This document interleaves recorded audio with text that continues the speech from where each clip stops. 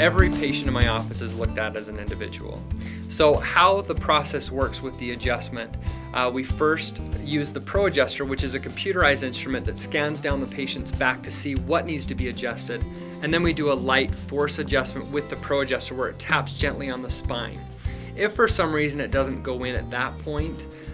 then we have you go on the table and we do what you would traditionally think of as a chiropractic adjustment. If for some reason the patient doesn't respond well, we have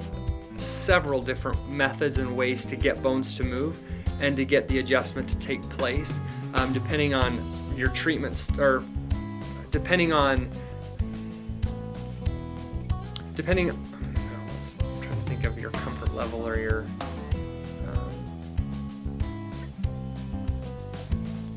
preference, personal preference, or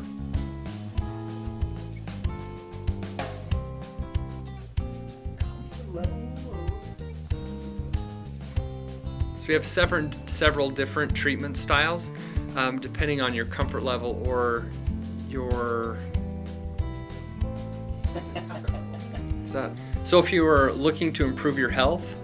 and well-being, give us a call at 801-546-0114 or look us up online at www.fordfamchiro.com.